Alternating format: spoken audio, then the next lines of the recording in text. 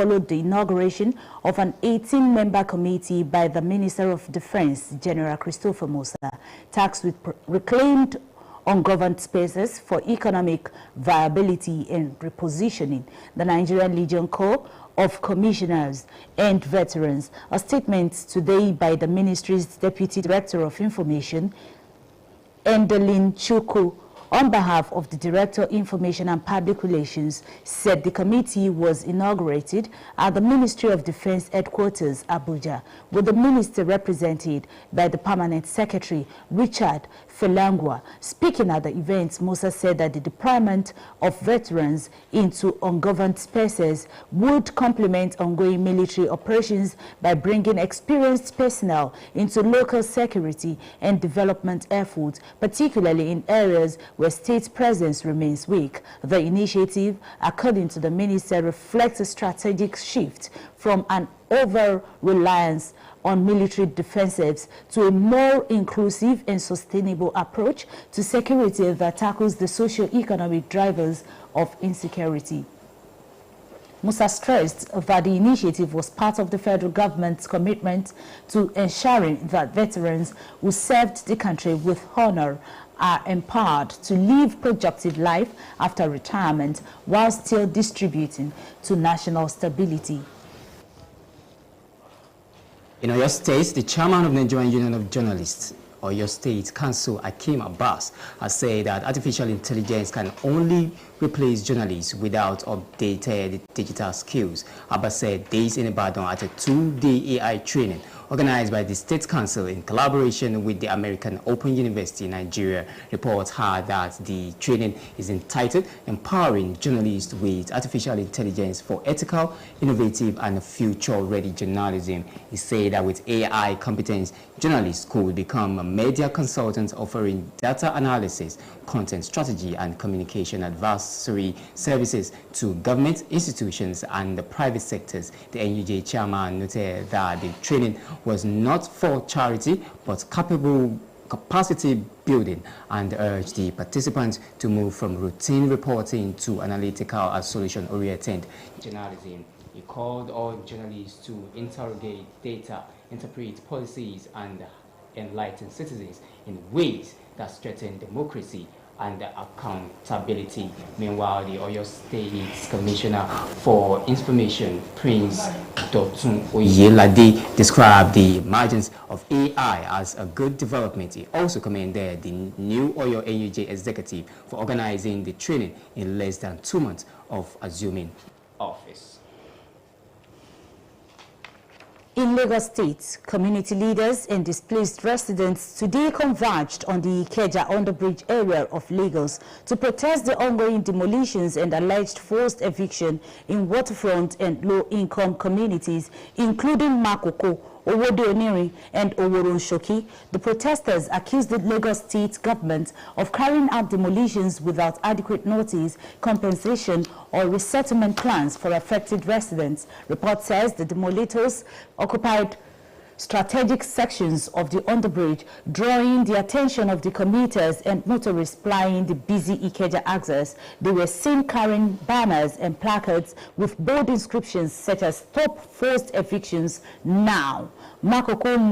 Lives Matters," "Demolition without resettlement is injustice," "Urban renewal, not urban removal," "Homes, not rubble," and "Housing is a human right," among others. Some protesters also displayed photographs showing demolished homes and displaced families, while others held placards bearing images of children and elderly persons allegedly affected by the demolitions. Chanting solidarity songs and slogans, the protesters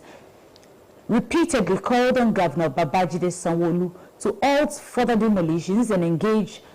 affected communities in dialogue. The protesters vowed to sustain the demonstrations until the government addresses their demands, including the suspension of demolition, provision of relief materials, compensation, and the implementation of humane settlement policies for affected residents.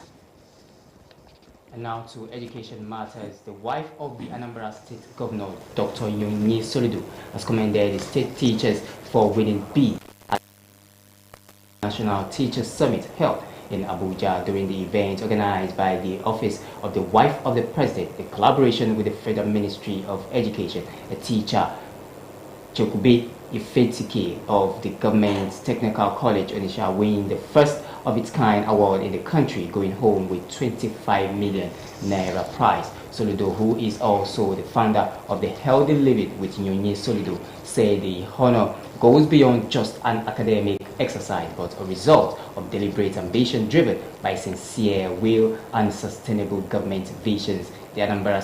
First Lady stated this in the press statement she released on Wednesday, adding that Anambra teachers have been empowered like never before to succeed in the classroom, outside the school walls, and elsewhere. The report says Anambra State has won the Southeast overall best in the 2026 National Teachers Summit Award. The state also took second position at the national level. The event, which concluded today at the Banquet Hall, State House, Abuja, has a theme: empowering teachers, strengthening system, a national agenda for education transformation and sustainability.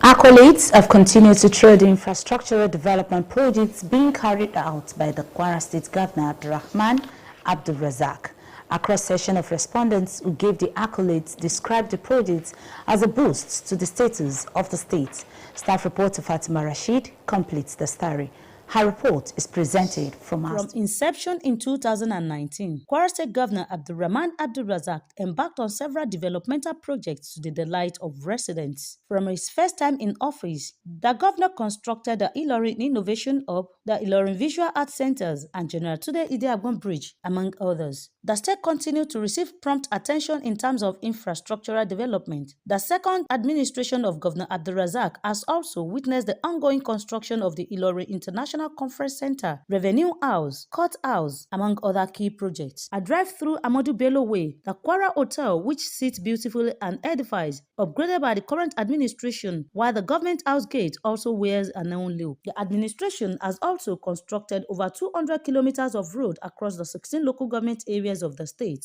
This project and other numerous ones are all part of the government effort to drive a smart city. Home residents who spoke to Kwara TV News commended the governor for the numerous projects, saying have boosted not only the economic activities of the state, but also upgraded the state capital to one of the most sought after in Nigeria. They are of the view that the projects have added to the serenity of the state, particularly Ilorin, the state capital. Governor Abdurrahman Abdulrazak is a regime that everybody is clapping hands for in Kwara State. Because if you see Kwara State today, especially Ilorin, is one of the best cities in Nigeria. Flyover at Unity there, some area, Geralimi area,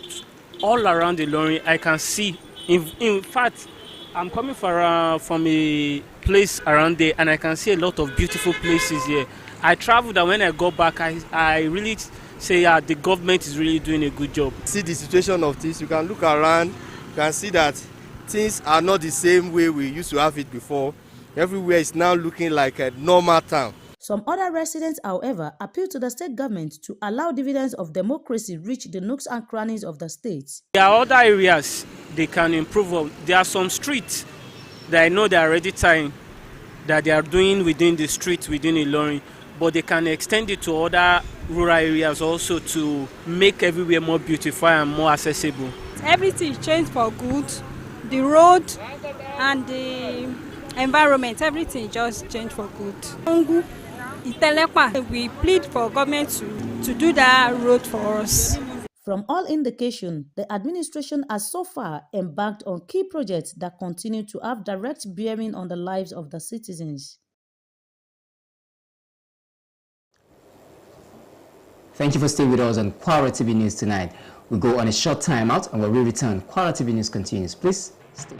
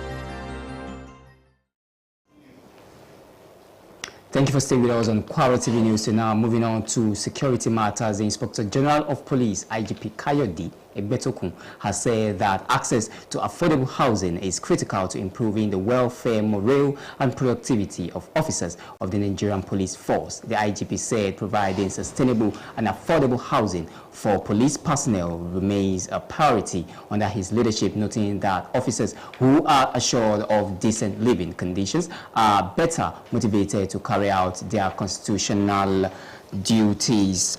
A statement released on Wednesday by the first spokesperson, Benjamin Hundeyin, said Egbetokun stated this while receiving the managing director of the Federal Mortgage Bank of Nigeria, Shehu Osidi, and his management team during a custom visit to the force headquarters in Abuja. He described the visit as timely, stressing that a stronger institutional partnership remains between the police force and key housing agencies such as FMBN are essential to achieving long-term welfare goals for serving officers and retirees. IGP Egbetokun further reaffirmed that the welfare of all police personnel remains a top priority under his leadership. He stressed that providing affordable housing is essential to boosting the morale of officers who continually put their lives on the line in the service of the nation. From the sports desk, Abubakar Bukola Saraki, ABS Ilorin Football Club, has confirmed the appointment of former club captain Abdurrahman Bashir as its new team trainer. Bashir enjoyed a distinguished playing career, turning out for several top Nigerian clubs, including Eyimba FC, Lobby Stars, Nasarawa United, Wiki Tourists, Sunshine Stars, and Plateau United. He also earned an invitation to the Nigeria Under-23 national team and traveled to Europe for professional trial during his career. Commenting on the appointment, the club's director of football, Aloy Chukwuemeka, explained that the decision is in line with the vision of Dr. Abubakar Bukola Saraki, which focuses on using football as a tool for youth employment and talent development. As part of its technical development strategy, ABS FC also sponsored Bashir for a coaching course at the National Institute for Sports, Lagos. The club expressed confidence that Bashir's appointment will further strengthen its playing development framework and ensure continuity within the team structure. And finally, to the eastern part of Africa, the Kenyan court has dismissed a compensation claim by the families and the victims of the August 1998 bombing of the United States Embassy in Nairobi. Over 200 people, including 12 Americans, died in the attack and thousands of others were wounded, most of them locals. A nearly simultaneous blast took place in the front of the U.S. Embassy in Dar es Salaam in Tanzania. Dismissing the petition, the court said there was not sufficient evidence to support the petitioner's claim that the government had failed to act on prior intelligence about the attack. George Lawrence Mugambi said they had also alleged that there were known border and immigration failures that allowed infiltration by dangerous elements without detection. Mugambi agreed that the state must take positive step to prevent violations of the right of life. But he added that these violations of constitutional rights against the state depend on the proof of primary fact. The United States government has already compensated relatives of its nationals who died or were injured in the blast in excess of $5 billion. Mike TV, who is a member of a consortium of the victims of the 1998 bomb blast, said they were truly disheartened by the judgment. The group said it will now turn to the Court of Appeal and the International Criminal Court of Justice. That report from Kenya has brought us to the end of our package from the English desk. We'll move quickly to the languages desk to meet Umaru Pasana Tampafu for the news in Nopi language. Hello, Umar. Kajim, Egawamu. Ganshi atupashia labai neshim dia labe gani be ejimenu piena daga misumiso Ahmed Pasana Tampafu. Gwamnati ya Kwara dagbane de gugo gadan company etumba company guba ndo chani na de ewuje de lo ewo ya kinde ne $, sa de ngai ga routine nya dollar ya we naira dollar shi na gada kin kwara abu nani na ni iburu no de ala ma we du fe lafiya bi ne ala na kin kwara tika de kuku yi kin ngani be yebo lo company tumbaji na to juko e du fe la ma we rayuwa za angi kin kwara abu na muje gwamna Abraham na Abrazak na de go e gayan tishiyan azagba ne ga be ke company ne jiwa kide akika bibiana yin ba mu fa to zakin kwa ipata gani be tiye yele kide na abe ka ga bi pe kun kwa abuna wa ke la ko pe ya etumbaji na de pipen wen ga yen ba we tiyan ga gen za mo bono ake do ake ba gani be ko woche ya edufe duko itona babu na agwala gina ja na abena ngai ga tishi ni ma abu ngai ga sanki ma ronso on latla kide company anna abeke aga etungumina wa legan wa ba mu ya wa la ewen wa yina de agikini na gaju na be ewen dollar yan kinde na de ga elu million shina na agaji kine factory wuci nan bago ma wuci de fi bebe bayani kide na ba ni yi nini na de agikini etian jijin ya amfani jo ya mo da angi nan nama akika wake gikini etian eza na de lura eza shi tunda buta gofi etumbo na ni tototo na yi zejide yegi machin kin kwara abu na nan nama inga foro ne ji ana jara lotuna wa ina inga gen kin babu ne won ji gana akeda kokujin kin bando ci wana dabano kagum ten ju bando ci ni me kin kwara ba nga gan kagum ten gen edu to an ifelodon to ba ni wa tula ni kede zanin dondo to igidi to yeshi afedun aji emi so abuna dan bo aga tiana ma na bia e ban tabiyan za banditi na jo to ngai gan to za de yila na de to sun za na ji ayilo alos maja e jan da mu kwangwa wucin yo na nimi takara na sai tiya daga ba da sako yin kagun tin yin ye do na ngai gan Abdullahi Bello latula kide zando nu fedu shinu bonna mu yana de wọ́n ji pàtàkì náà tó gbogbo to ka go ba je gbogbo na yi ake ba ni be ju ko yen gbogbo na de be kan do za na ji de jiji ba na mo lo ma jana mo ti latula kede ni me lo akede na ba ni na ji da na mo e kan ikin ladan e sabi ti dachi to en papachi pata ne do ga gon alo ba lo ando de fenu shi emi bo wa karati anama hari da lokacin na de na ba da wa be lokin nan a ce aga ba da sako ka kom ne gwamnati tangiya ifelodo na da ni me kin kwara abun ga ga Femi Yusufu to ntuma enu e batu fin e gumbo ka kide na ba na jira na to so daga jiyan oro ago to ka kan oro ago ipata daga de ngina na ya la ba fu da na sin tsan la jiyan na wa cha ni na dan don da fejin fi mun gon ebo ki achi no to bi ci dachi tomato party to machine to patra ndondu la ni ngodon ni lokacin na la tula kide ataka yanzu da ndondu wa gan awo sasan bi ci da ndondu de shu da nebo har be lokacin na de gaskiya da abi tula daga baya sajo kide akika zangi de ala tiya a sha lo ya be shishi to agi afinji na ala ye jide dan tutun giri kwa ni kede won na ajun be won ra pantuku e ben rayo na no agan efogan miti ni kete ana nama won gan won ajun be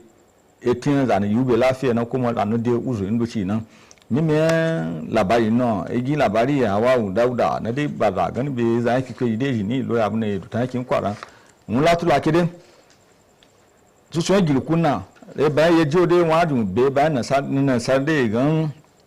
cardiac arrest na wato baten fuka na anyu da saka ne za angi jono wale gan maga wani wale gan wala fuka la na kin gan be e fiki agre na ya fefi na na bayan a tara to esunu go lo ngana akika mo gan dondo kanan nimi ga mi su bo gan be zayan epikpeji etiye na jajun gube no ga zani ne lekita Yusuf Muhammad latula kide bayan nimi na ye za etun loci daga walagin asibiti yan jana an ko yan na ci lori abu nan latula kide yi wajun alama wajun tula ne bayan ebanjo sashijo to lo bayan efe sashi ne aji ku da na jona to na dai aji na sai go obesity nan ake ba gani be batan ya dinadi mu za kwantuku na to ndo ci lo ashaga ake ba gani be ngici na goyina alai ma obe anaka kwaci ju sanan na zado shi de jana mu shi lo ya gani be bayani kede batan fukana mu batan ni na mu tsazana mu zakan ji mu gwaro fu mu nusa wajin dazan sakakan da an ji jono a ce aga maci badalwe kede na wajin go rai giloku tsakanin za an gijo majin be bayan kendo na kangayi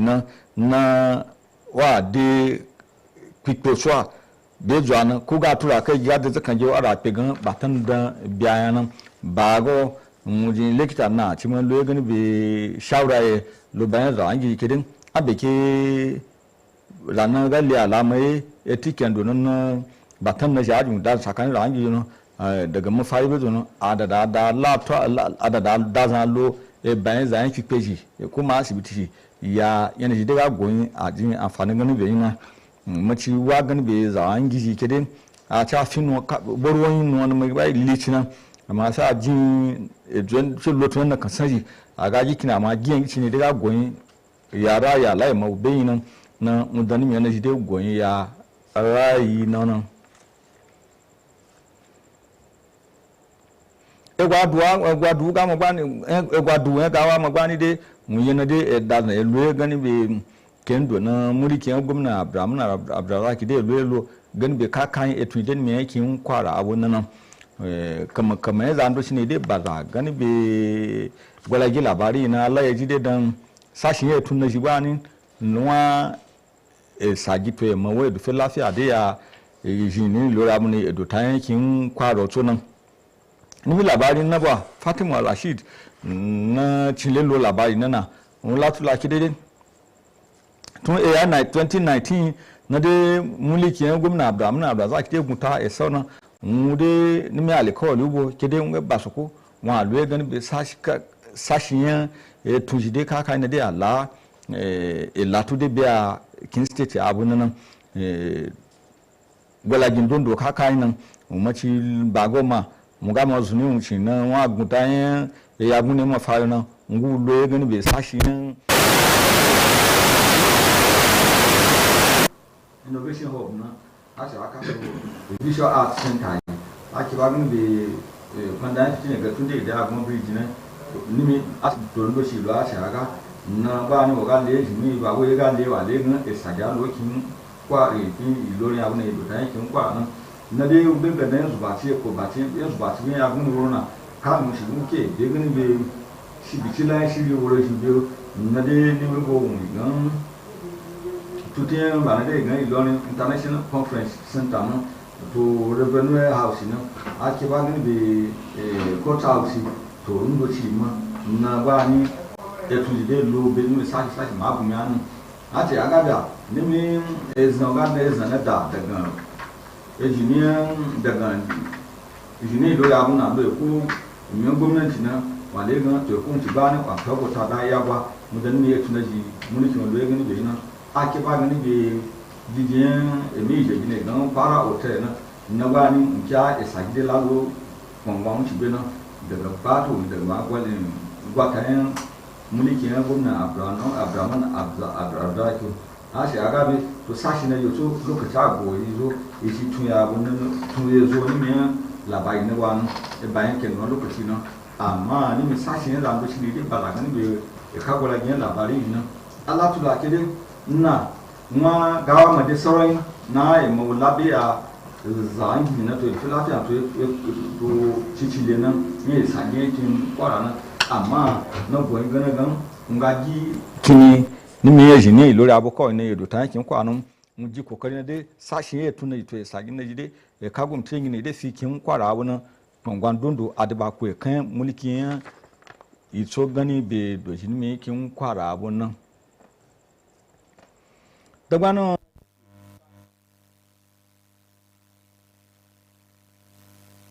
ẹgbẹ́ tó kún bá ń dé alátúlá ní kéde kátálítíà òyìn náà dé di pàtàkì dé tí akitọ́ ẹjẹ́ tuntun akio tó ìmọ̀wé ìlúfẹ́ lẹ́yìn igbó lóyún láfíà ìyá káàgbọ́lá ìyẹn tó ká ìdé kí ń bá bọ́ nínú òyìn tíṣì náà náà dé látúlá kéde àbẹ̀kẹ́ kátálítì dé ká bẹ́ bọ́ náà wàlẹ́ gan mú yìí ẹ̀kọ́ akí ní kéde náà kí ẹ̀ lákòókò yìí kí ẹ̀ tó dé bí a gbọ́lá ìyẹn ká tó ká ìdé kí ń nàìjíríà bọ́ náà nama kima ya gaskiya kide be ya dokai gaskiya kide ba ko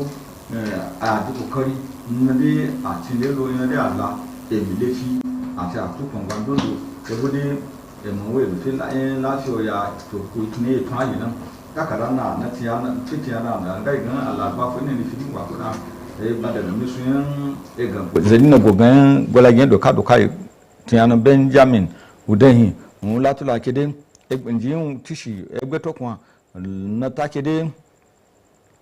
nu lagan kede dada ne lu ga ga lokacin mu ce gogayen tishi nu sayan banki na de ga federal mortgage bank yankin Najeriya Shehu Osidi kede to kusun na jide lotun gani be mulki biyuna kede nge basuko nana na de ga na de na de wala ya ti gago ya daga headquarter abo Abuja wanda nan akika ina da kenan wai gan cicin lelo ina ya la katatu leci ya doka tika agikini ya emawe eti akito ya kwangwando dokin Nigeria abu nan to gogodo mi dia labe ya gani be ejime nu pe nan ngada do na kina daba ye gimna gba ya gani be ejime ya gina ngai gan laji e dan kin lo akuse asano ini ìrẹ̀lẹ́kùnrin láti lè ṣe ìmọ̀ ìpínlẹ̀ Kwara. Ìpínlẹ̀ Kwara ló ti lákọsílẹ̀ kò dín ní ìdókòwò ilẹ̀ òkèèrè méjì tí rẹ̀ tó mílíọ̀nù $15 owó dọ́là léyìí tí ó ń tọ́ka sí ìdàgbàsókè fún ilé-iṣẹ́ àti ìlọsíwájú ọrọ̀ ajé ní ìpínlẹ̀ yìí. Gómìnà Abdulrahman Abdulrazak tó ṣe ìkíni káàbọ̀ ikọ̀ náà ṣàfihàn ìtẹ́lọ́rùn pẹ̀lú àwọn ìdókòwò náà léyìí tó ní yóò pèsè iṣẹ́ tí yóò sì mú ìbúrẹ́kẹ́ bá ọrọ̀ ajé lábẹ́lé. Aṣíwájú ikọ̀ náà Son Crimarons jẹ́kẹ́dì mọ̀ wípé ilé-iṣẹ́ rẹ̀ ti parí gbogbo ètò wọ́n sì ti ṣíde ilé-iṣẹ́ lithium tí owó rẹ̀ tó mílíọ̀nù $20 ó ní èyí wà ní ìbámu pẹ̀lú ìlànà ìjọba láti ṣe ìgbélárugẹ fún ilé-iṣẹ́ lábẹ́lé. Ilé-iṣẹ́ yìí ti gba òṣìṣẹ́ tó tó 100 tí ọ̀pọ̀ wọn jẹ́ ọmọ bíbí ìpínlẹ̀ Kwara. Ó ti fi kún wípé ilé-iṣẹ́ ọ̀hún tó fẹ́ ṣe ìdásílẹ̀ ibi tí wọ́n yóò ti máa po oògùn òyìnbó ní ìpínlẹ̀ Kwara tí owó rẹ̀ tó mílíọ̀nù $15 tí ilé-iṣẹ́ wọn yóò sì tún ní ìbáṣepọ̀ pẹ̀lú ìjọba ìpínlẹ̀ yìí lórí agbègbè àwọn ilé-iṣẹ́. Ó wá gbóríyìn fún gómìnà fún fífi ààyè sílẹ̀ fún àyíká tó dúró re lórí ọ̀rọ̀ ìdókòwò pàápàá fún àwọn ìdókòwò láti ilẹ̀ òkèèrè wá. Àwọn ìjọba ìbílẹ̀ méjì ní ìpínlẹ̀ Kwara yìí ní ìjọba ìbílẹ̀ Èdù àti Ìfẹ́lódùn ló ti kéde òfin kónílé-gbélé oníwákàtí 24 báyìí látàrí bí àwọn adigunjalè àti àwọn agbébọnjà ṣe ń peléke sí ládùúgbò ọ̀hún. Ìjọba ìbílẹ̀ méjèèjì jẹ́ kí ó di mọ̀ wípé àwọn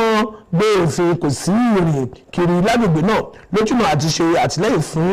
ọ̀rọ̀ pípalẹ̀ mọ́ àwọn kòlòrò sí ẹ̀dá ládùúgbò náà èyí tí àwọn ẹ̀ṣọ́ aláàbò tó wà lágbègbè ọ̀hún ṣe báyìí.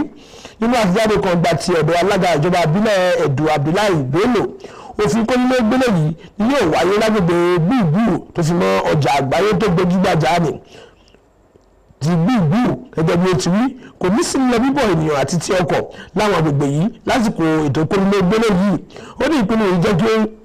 jẹ́ èyí tí wọ́n ń ṣe nítorí ọ̀rọ̀ ààbò àti pé bí ọ̀rọ̀ bá ṣe ń lọ làwọn yóò máa ṣe àgbéyẹ̀wò òfin yìí. Bẹ́ẹ̀ gẹ́gẹ́ alága ìjọba ìbílẹ̀ Ìfẹ́lódùn Fẹ́mi Yusuf jẹ́ kí ojú mọ̀ wípé òfin kónílégbélé yìí wà lórí gbogbo agbègbè Òrò Àgọ́ láti agogo 6 ìdájí ọjọ́ tòní yìí. Lásìkò yìí kò ní sí lọ bíbọ̀ ọkọ̀ tàbí ènìyàn lágbègbè ọ̀hún. Bí àwọn yóò bá ṣe àgbéyẹ̀wò òfin yìí wọn yóò máa fi tó àwọn ènìyàn létí. Nígbà tí olóhùn sọ̀rọ̀ lórí ìdàgbàsókè yìí kọmíṣánná àjọ ọlọ́pàá ní ìpínlẹ̀ yìí Adékìní Òjó jẹ́ kí ojú mọ̀ wípé àwọn ẹ̀ṣọ́ aláàbò ti kó àwọn adigunjà bálítì ní pápámọ́ra lágbègbè náà. Òfin kónílégbélé yìí ni yóò sì pinwọ́ àti sálọ àwọn kòlọ̀rọ̀ sí ẹ̀dá wọ̀nyí tí yóò sì fojú àwọn tí wọ́n ṣe alamí fún wọn hànde. Ikú òjijì ni wọ́n ti ṣe àpèjúwe bí ohun tí ó bá ní lẹ́jà fún tí ó sì ń sọ ẹ̀mí ènìyàn nù tí ó lè ṣẹlẹ̀ láìròtẹ́lẹ̀ níṣẹ́jú àkàn lẹ́yìn tí àwọn àmì kan bá ti farahàn lára ènìyàn bí ó tilẹ̀ ṣe wípé ara irú ẹni bẹ́ẹ̀ le tàbí ó dá ṣáṣá. Nínú ìròyìn pàtàkì yìí ni aṣojúkọ̀wé iléeṣẹ́ wa yìí Àwa Dáúdà bá àwọn ènìyàn sọ̀rọ̀ ní ìlú Ìlọrin tí ṣe olú fún ìpínlẹ̀ Kwara níbi tí wọ́n ti sọ̀rọ̀ lórí kí ni ó ń fà á, kí ni àmì tí ó ń wà tàbí báwo la ṣe lè pinwọ́ irú èyí. Ikú òjijì máa ń ṣẹ̀ nígbà tí àyà tàbí ọkàn ènìyàn bá mí gúlegúle tàbí ọkàn ènìyàn ṣàdédé dákẹ́ lójijì. Oníṣègùn òyìnbó kan dókítà Yusuf Muhammad tí ó bá ìkọ̀ròyìn iléeṣẹ́ wa yìí sọ̀rọ̀ láti iléeṣẹ́ ìkọ́ṣẹ́ ìṣègùn òyìnbó ní fásitì ìlú Ìlọrin ṣe lálàyé pé kí èémí ènìyàn ó ṣàdédé pa kése lójijì jẹ́ èyí tí kì í fúnni ní àmì kankan, jẹ́ èyí tí ó máa ń wáyé nígbà tí ìgbé ayé ènìyàn bá yàtọ̀, àyípadà àyíká, kí ènìyàn sanra jù, àwọn àìsàn mìíràn tó fi mọ́ àìrí oúnjẹ tó dára jẹ tó. Ó tẹ̀gbẹ̀lẹ́wọ̀n wípé gbogbo ènìyàn láì fi ti ọjọ́ orí ṣe ní àìsàn kí èémí ènìyàn ṣàdédé pa kése yìí máa ń bá jà. Ìbá ṣe ọmọdé ìbá ṣe àgbà bó tilẹ̀ jẹ́ wípé ọ̀dọ̀ àwọn àgbà ló ti máa ń ṣẹlẹ̀ jù. Ó ti fi kún wípé kí ọkàn ènìyàn ó pa kése yìí lára àwọn ìwé tàbí ọmọdé ni wọ́n ń pè ní ikú rèwerèwe. Dókítà Yusuf wòye pé àwọn ènìyàn tí irú àìsàn yìí máa ń bá jà ni àwọn tí wọ́n bá ní àìsàn ẹ̀jẹ̀ ríru tí àwọn ènìyàn kì í kọbi ara sí, wọn kì í ṣe àyẹ̀wò ìlera wọn. Ó ní àwọn ènìyàn lè máa gbé pẹ̀lú àìsàn ẹ̀jẹ̀ ríru fún ọdún 10 láì mọ̀ pé ó ń ṣe àwọn. Ó rọ àwọn ènìyàn láti máa mu omi, kí wọ́n máa ṣe eré ìdárayá lóòrèkóòrè, kí wọ́n máa jẹ oúnjẹ tó ṣara lóore tí ó jẹ́ àdáyébá kì í ṣe àwọn oúnjẹ ìgbàlódé gbogbo. Kò ṣàìtòrò àwọn ènìyàn lọ́lọ́dọ́ni láti máa ṣe àyẹ̀wò ẹ̀jẹ̀ wọn, ibi tí ṣúgà wọn dé àti ìwọ̀n ara wọn. Ìjọba àpapọ̀ ti ṣàfihàn èròǹgbà láti ṣe ìgbékiri àwọn àgbà ọ̀jẹ̀ ọmọ ogun láti lọ ṣe ìrànlọ́wọ́ ìdáàbòbò ọmọ àwọn ààyè tí kò ní ìkáwọ́ nílẹ̀ Nàìjíríà gẹ́gẹ́ bí ara ìlànà láti lè mú okun bá ààbò àpapọ̀ àti ìmúgbòòrò bá ètò káràkátà ọrọ̀ ajé láwọn agbègbè tí kò rọgbọ. Èyí ló tẹ̀lé àfilọ́lẹ̀ ọmọ ìgbìmọ̀ ẹlẹ́ni 22 láti ọwọ́ mínísítà fọ́rọ̀ ààbò ọ̀gágun fẹ̀yìntì Christopher Musa. Àjáde kan lónìí gbàtọwọ́ igbákejì adarí ìròyìn nínú iṣẹ́ náà Evelyn Chukwu lórúkọ adarí ìròyìn àti ìpolongo sọ wípé wọ́n ṣàfilọ́lẹ̀ ìgbìmọ̀ náà ní olú ilé iṣẹ́ àjọ aláàbò nílùú Àbújá pẹ̀lú mínísítà náà tí akọ̀wé àgbà Richard Felengua sojú fún. Nígbà tó ń sọ̀rọ̀ níbi ètò náà, Musa sọ wípé ìgbékiri àwọn àgbà ọ̀jẹ̀ náà sáwọn ààyè tí kò sí ní ìkáwọ́ yóò pakún ìmúṣẹ́ṣe ọmọ ogun tó ń lọ lọ́wọ́ nípa ṣíṣàmúlò ìrírí àti ọgbọ́n wọn sídìí ìlọsíwájú akitiyan ààbò abẹ́nú nílẹ̀ yìí. Ní ìpínlẹ̀ Ọ̀yọ́, alága ẹgbẹ́ akọ̀ròyìn ilẹ̀ Nàìjíríà ẹ̀ka ti ìpínlẹ̀ Ọ̀yọ́ Hakeem Abbas ti sọ wípé ìlànà ìmọ̀ ẹ̀rọ AI tí a mọ̀ sí artificial intelligence ni ó lè rọ́pò àwọn akọ̀ròyìn tí kò ní ìmọ̀ àtìgbàdégbà tàbí tí kò lè kún ìmọ̀ wọn. Abbas sọ̀rọ̀ yìí nílùú Ìbàdàn níbi ìdánilẹ́kọ̀ọ́ ọlọ́jọ́ méjì kan èyí tí ẹgbẹ́ náà ṣàgbékalẹ̀ pẹ̀lú àjọṣepọ̀ American Open University nílẹ̀ Nàìjíríà. Ìjábọ̀ sọ wípé ìdánilẹ́kọ̀ọ́ náà ni wọ́n pè àkòrí rẹ̀ ní ìfagbárawọ akọ̀ròyìn pẹ̀lú ìmọ̀ ẹ̀rọ AI fún ìrọ̀rí àtinúdá. Ó sọ wípé pẹ̀lú ìmọ̀ ìjìnlẹ̀ nínú ìlànà AI akọ̀ròyìn lè di ẹni tí wọ́n yóò máa kàn sí, bákan náà ni tí yóò máa tọ́ ìṣòro ìjọba, ilé-iṣẹ́ àtàwọn ẹ̀ka aládàáni gbogbo. Ẹ̀wẹ̀ kọmíṣánná fọ́rọ̀ ìròyìn nípínlẹ̀ Ọ̀yọ́ ọmọọba Dọ̀tun Oyèládé ṣàpèjúwe ìjẹyọ AI bí ìdàgbàsókè tó dára tó sì juwọ́ kárí sí àwọn olóyè ẹ̀yìnjẹ tuntun nípínlẹ̀ Ọ̀yọ́ fún ṣíṣàgbékalẹ̀ ìdánilẹ́kọ̀ọ́ náà láàrin oṣù méjì tí wọ́n di ipò náà. Ààrẹ gómìnà nípínlẹ̀ Anambra dókítà Nonye Soludo ti gbóṣùbà fáwọn olùkọ́ ìpínlẹ̀ náà fún jíjáwé olúborí níbi àpérò àpapọ̀ àwọn olùkọ́ àkọ́kọ́ irú rẹ̀ tó wáyé nílùú Àbújá. Lásìkò ètò náà tí ọ́fíìsì aya ààrẹ ṣàgbékalẹ̀ rẹ̀ pẹ̀lú àjọṣepọ̀ iléeṣẹ́ ìjọba àpapọ̀ tó ń sí ọ̀rọ̀ ẹ̀kọ́, olùkọ́ kan Chukwuebe Ifetike ti ilé ẹ̀kọ́ Government Technical College Onitsha ló jáwé olúborí. Àmì ẹ̀yẹ àkọ́kọ́ yìí lórílẹ̀‐èdè wa tó sì lọ lé pẹ̀lú ẹ̀bùn mílíọ̀nù márùndínlọ́gbọ̀n náírà lọ́dọ̀ tí òun náà tó jẹ́ olùdásílẹ̀ àjọkọ tí a mọ̀ sí Healthy Living pẹ̀lú Nonye Soludo sọ wípé ìbú ọlá fúnni náà tayọ ètò ẹ̀kọ́ nìkan ṣùgbọ́n àwọn àtúbọ̀tán ìfara ẹnìjìn àti ìdúróore ìwòye ìjọba. Aya gómìnà ìpínlẹ̀ Anambra nínú àtẹ̀jáde náà lónìí ṣàfikún rẹ̀ wípé wọ́n ti gbàgbára mẹ́rìírí wọ àwọn olùkọ́ ní ìpínlẹ̀ Anambra ni. Oríyìn lọ́pọ̀lọpọ̀ ló ti bẹ̀rẹ̀ sí ní wá fún àwọn ìdàgbàsókè àkànṣe iṣẹ́ gbogbo èyí tí ìjọba tó wà lóde ní ìpínlẹ̀ Kwara ń ṣe lọ́wọ́lọ́wọ́ báyìí lábẹ́ ètò ìṣèjọba gómìnà Abdulrahman Abdulrazak. Àwọn ènìyàn tí ó bá ìkórè iléeṣẹ́ wa sọ̀rọ̀ lórí ọ̀rọ̀ orí yìí ló ṣe àpèjúwe àwọn àkànṣe iṣẹ́ gbogbo wọ̀nyí bí èyí tí ó mú ìgbélárugẹ aláìlẹ́gbẹ́ bá ipò tí ìpínlẹ̀ Kwara wà láwùjọ àwọn ìpínlẹ̀ lórílẹ̀‐èdè yìí. Aṣojúkọ̀ iléeṣẹ́ rẹ̀ Fatima Rasheed ló mú àbọ̀ wípé láti ìgbà tí ó ti bẹ̀rẹ̀ ètò ìṣèjọba ní gómìnà Abdulrahman Abdulrazak ti gbìnlẹ̀ oríṣiríṣi àkànṣe iṣẹ́ ìdàgbàsókè yìí tí ó mú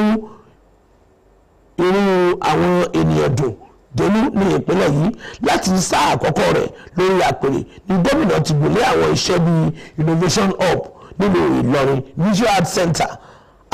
lókè ìtúndé ìdí àgbọn àti àwọn iṣẹ́ mìíràn. Ìpínlẹ̀ Kwara ló ti rí àbójútó tó péye nídìí ètò ìdàgbàsókè. Sáà kejì ètò ìṣèjọba yìí tó ti rí àkànṣe iṣẹ́ bíi ibi ìpàdé àjọ ńlá tá a mọ̀ sí International Conference Center, ilé tí wọ́n ti ń pawó wọlé Revenue House, ilé àwọn ilé ẹjọ́ Court House àti àwọn ohun mìíràn. Bí ènìyàn bá lọ káàkiri ìlú pàápàá òpópónà Ahmadu Bello a ó rí ilé ìtura ìpínlẹ̀ Kwara, èyí ò ní Kwara Hotel tí ó ti rẹwà báyìí tó ti mọ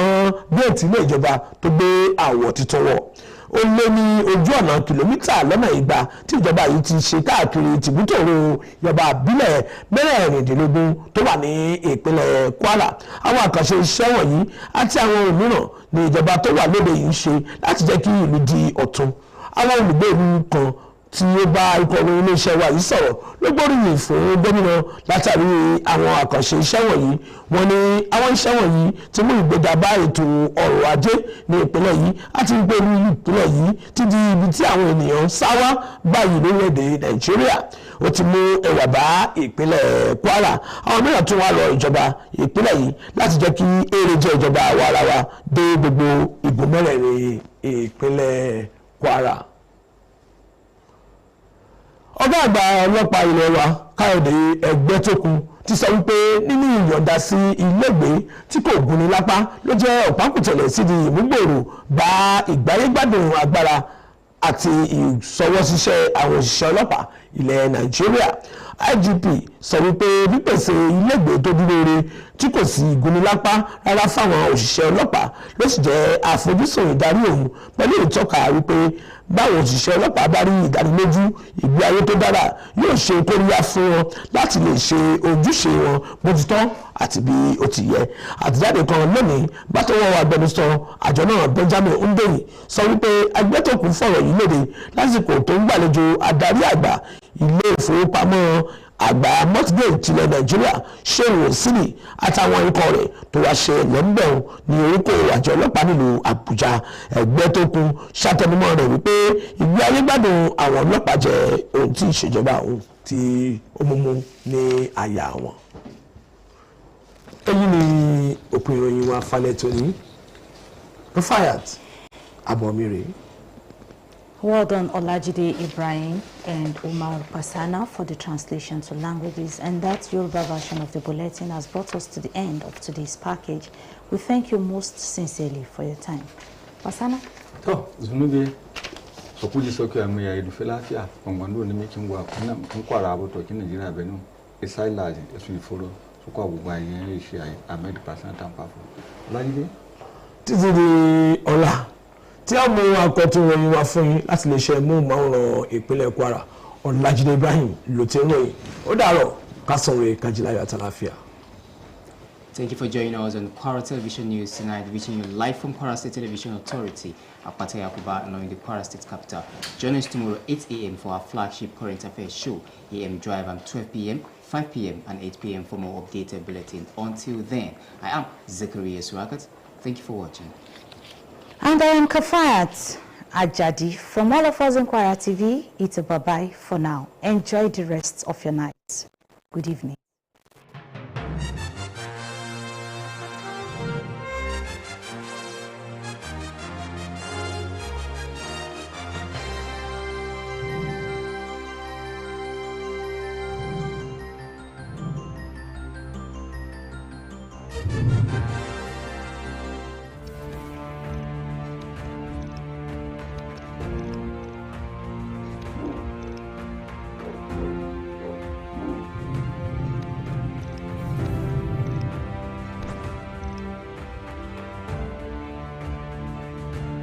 Assalamu alaikum wa rahmatullahi wa barakatuh. As Muslims across the globe look forward to welcome the glorious month of Ramadan 2026, a month of blessing and spiritual rejuvenation, your family-friendly and socially responsible TV station, Kwara TV, transmitting on Star Times 113, Free TV 502, Facebook Live, and other social media handles, has outlined a lot of soul-inspiring programs and Islamic diets for the pleasure of our varying audiences. They include Quran recitation, call to prayer, Ramadan Tafsir, Afikru Islami, Tawriqul Khair, Ramadan Bliss, Mujallisul Ramadan, Iftar and Sahur programs, among other soul-lifting and spiritually beneficial programs. We call on public-spirited individuals and corporate bodies for sponsorship of the various programs lined up for the month. Contact our marketing department or call 006-239-8573. Jazakallahu khairan.